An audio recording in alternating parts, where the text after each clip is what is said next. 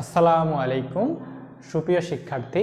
আজকে আমরা বোর্ডে যে প্রশ্নটা দেখছি এটা হচ্ছে নবম দশম শ্রেণীর একটি প্রশ্ন। সে প্রশ্নটা হচ্ছে একটি গ্রাফ দেওয়া আছে, সেখানে বলছে মোট অতিক্রান্ত দূরত্ব নির্ণয় করো। তো চিন্তা করো, মোট অতিক্রান্ত দূরত্ব নির্ণয় করার ক্ষেত্রে প্রথমে আমাদের বুঝতে হবে যে গ্রাফ যেটা দেওয়া আছে সেটা আসলে কিসের গ্রাফ। আমাদের এখানে দেওয়া আছে বেগ বনাম সময়ের গ্রাফ। তো বেগ বনাম সময় মানে আসলে হচ্ছে ত্বরণ, তাহলে পুরা লেখচিত্রটা একটা কিসের লেখচিত্র? ত্বরণের লেখচিত্র। তো এই ক্ষেত্রে যদি আমরা মোট অতিক্রান্ত দূরত্ব নির্ণয় করতে চাই তাহলে আমাদের কি করতে হবে? ফাইন্ড আউট করতে হবে এখানে কয়টি ঘটনা ঘটেছে।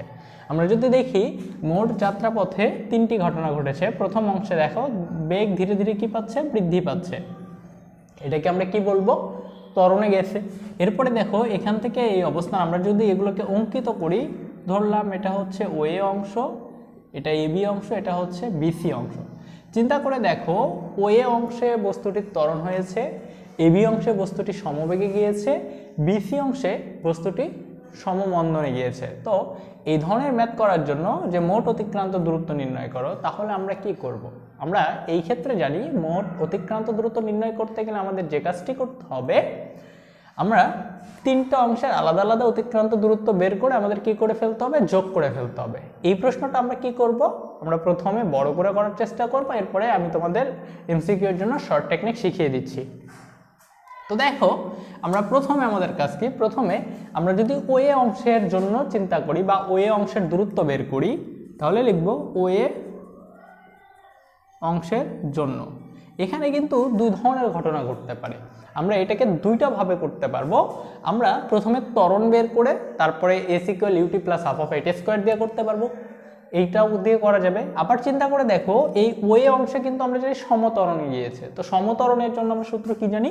সমত্বরণের জন্য আমরা সূত্র বসাইতে পারি V plus U divided 2 into T. এটা কিসের মান? এস1 এর মান। এখন যদি আমরা ভ্যালুগুলো বসাই দিই, দেখো ওএ অংশ, যেহেতু ওএ অংশের প্রথমে কি আছে? ও, তাহলে ও বিন্দুর বেগটা হবে আদি বেগ, আর শেষে আছে এ বিন্দুর বেগটা হবে শেষ বেগ। তাহলে ও বিন্দুর বেগ কত? ও বিন্দুর বেগ হচ্ছে 0 এবং এ বিন্দুর বেগ কত? এ বিন্দুর বেগ দেখো 15। তাহলে 15 প্লাস 0 ডিভাইডেড 2 ইন্টু দেখো টাইম কত? টাইম হচ্ছে 5। তাহলে আমরা এখান থেকে কি পাবো বলো? এখান থেকে যদি আমরা দেখি তাহলে দেখো আমরা যে মানটা পাচ্ছি, এখানে আমরা মান পাবো হচ্ছে 7.5 ইন্টু 5। তাহলে আমরা এখান থেকে পাবো 5 × 7 = 35, 37.5 মিটার। তাহলে এই অংশটা আমরা কি দেখলাম? ওএ অংশের জন্য। এখন খেয়াল করে দেখো পরবর্তী অংশের ক্ষেত্রে যদি আমরা বিবেচনা করি, পরবর্তী অংশ কি ছিল আমার? এবি অংশের জন্য। এবি অংশের জন্য খেয়াল করে দেখবা তোমরা এবি অংশে আসলে গাড়ি বা বস্তুটি কিভাবে গিয়েছে? সমবেগে। আমরা জানি সমবেগে অতিক্রান্ত দূরত্ব নির্ণয় সূত্র এস ইকুয়াল কি? ভিটি। যেহেতু এটা দ্বিতীয় ক্ষেত্র তাই আমরা কি লিখবো? এস টু ইকুয়াল কি? ভিটি। দেখো এখানে ভি এর মান কত? ভি এর মান হচ্ছে 15 ইন্টু আমরা কি করতে পাচ্ছি? আমাদের টাইম দেখো এবি অংশের টাইম কত? এবি অংশের টাইম হচ্ছে এইটুকু টাইম কিন্তু। তাহলে 15 মাইনাস কত? 5, তার মানে কত হচ্ছে আমাদের? 10। তাহলে এখানে কত হচ্ছে? 150 মিটার। এখন আমরা যদি পরবর্তী অংশের কথা চিন্তা করি, পরবর্তী অংশ কি ছিল? বিসি অংশ। বিসি অংশের জন্য খেয়াল করে দেখবা বিসি অংশে কিন্তু গাড়িটার বস্তুটার সমমন্দন হয়েছে। সমমন্দন এবং সমত্বরণের দূরত্ব নির্ণয়ের জন্য আমরা সেম এই সূত্রটাই ব্যবহার করতে পারি। তাহলে আবারও কি লিখবো আমরা? S3 equal V plus U divided 2 into T. আমি কিন্তু প্রত্যেকটা ডাটাগুলো তোমাদের লিখলাম না, আমি তোমাদের হচ্ছে শুধু বলে দিচ্ছি, কারণ ভিডিও যাতে হচ্ছে লং না হয়।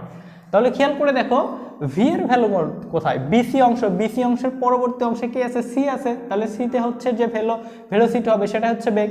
তাহলে দেখো সি বিন্দুতে বেগ কিন্তু 0 প্লাস এখানে বেগ কত? বেগ হচ্ছে আমাদের 15, বি বিন্দুতে আদি বেগ ছিল, এবং 2 ইন্টু এখানে আমরা মান পাচ্ছি কত? দেখো এখানে টাইম কত? টাইম হচ্ছে এইটুকু অংশে। তাহলে এইটুকু অংশে দেখো 20 মাইনাস 15 মানে টাইম কত? 5। তাহলে এটা হচ্ছে 7.5 ইন্টু কত? 5। তাহলে আমরা ভ্যালু পাচ্ছি কত? 37.5। তাহলে এই প্রশ্নটার ক্ষেত্রে এইবার চিন্তা করো, আমরা যে বিষয়টা করব, আমাদের বলা হচ্ছিল মোট অতিক্রান্ত দূরত্ব কত। তাহলে মোট অতিক্রান্ত দূরত্বের জন্য আমরা কি লিখব? অতএব মোট অতিক্রান্ত দূরত্ব। খেয়াল করে দেখো, মোট অতিক্রান্ত দূরত্ব তাহলে আমরা কি করব? S ইকুয়াল S1 যোগ S2 যোগ S3 কি হচ্ছে আমাদের দেখো 37.5 প্লাস 150 37.5। দেখো এটা যদি যোগ করি তাহলে আমরা কত যোগ করলে কত পাচ্ছি? 75 আর হচ্ছে 150, তার মানে হচ্ছে 225 মিটার। এইটা ছিল আমাদের ম্যাথমেটিক্যালি, যখন আমাদের গ নাম্বারে আসবে তখন আমরা এইভাবে করতে পারবো, এটা হচ্ছে আমাদের উত্তর। কিন্তু এখন যদি এটাকে শর্টকাট করো তাহলে দেখো আমি এই পাশে তোমাদের শর্টকাট শিখিয়ে দিচ্ছি। তো এই প্রশ্নের জন্য দূরত্ব নির্ণয়ের শর্টকাট কি হবে? তাহলে দেখো শর্টকাট মেথড এমসিকিউ এর জন্য আমরা আসলে কিভাবে করব। তো এমসিকিউ এর জন্য প্রথমে যে কাজটা করতে হবে, আমাদের দেখতে হবে এই যেটা গঠিত হয়েছে গ্রাফে, যেটা গঠিত হয় তার যে ক্ষেত্রফল, সেই ক্ষেত্রফলটা হবে অতিক্রান্ত দূরত্বের সমান। তাহলে এখানে দেখো, এইখানে আমরা একটা কি দেখতে পাচ্ছি? একটা ট্রাপিজিয়াম গঠিত হয়েছে। তো একটা ট্রাপিজিয়াম, তো এই প্রশ্নের জন্য ট্রাপিজিয়ামের ক্ষেত্রফল যদি বের করতে পারি তাহলে আমরা কি পেয়ে যাব? অতিক্রান্ত দূরত্ব। তো এই ট্রাপিজিয়ামের ক্ষেত্রফল কিভাবে বের করব? তাহলে ট্রাপিজিয়ামের ক্ষেত্রফল বের করার সূত্র কি জানি? সূত্র জানি হচ্ছে আমরা হাফ ইন্টু কি জানি আমরা বলো তো? হাফ ইন্টু জানি সমান্তরাল বাহুদ্বয়ের সমষ্টি। তাহলে সমান্তরাল বাহু কি কি ছিল আমাদের? ওসি একটা সমান্তরাল, এবি একটা সমান্তরাল। তাহলে ওসির মান কত? দেখো ওসির মান কিন্তু আমাদের 20 প্লাস এখানে দেখো এবির মান কত? 15 থেকে 5 বাদ দাও, এই 5 বাদ দাও, তাহলে এই এবির মান পাচ্ছি কত? 10 ইন্টু আমাদের লম্ব দূরত্ব। লম্ব দূরত্ব কত? দেখো তো লম্ব দূরত্ব হচ্ছে কত? 15। এখন যদি আমরা ক্যালকুলেট করি তাহলে দেখো হাফ ইন্টু আমরা এখানে কত পাচ্ছি? 30 ইন্টু 15। তাহলে আমরা যে ভ্যালুটা পাবো এটা কাটাকাটি করলে 15 ইন্টু 15 ইকুয়াল 225 অ্যান্সার। তাহলে আমরা কি দেখতে পেলাম? আমরা দেখতে পেলাম যে গ্রাফে যখন কোনো কিছু গঠিত হবে আমাদের অতিক্রান্ত দূরত্ব নির্ণয় করতে পারবে, তাহলে সেখানে দেখব যে অংশটুকু নিয়ে কাজ করতে পারবে সেখানে ত্রিভুজ গঠিত হয়েছে নাকি তোমার সামান্তরিক গঠিত হয়েছে, নাকি দেখবো আয়তক্ষেত্র গঠিত হয়েছে, নাকি বর্গক্ষেত্র, নাকি ট্রাপিজিয়াম, যেটাই গঠিত হবে তার ক্ষেত্রফল বের করতে পারলে আমরা কি পেয়ে যাব? তার মোট অতিক্রান্ত দূরত্ব পেয়ে যাব।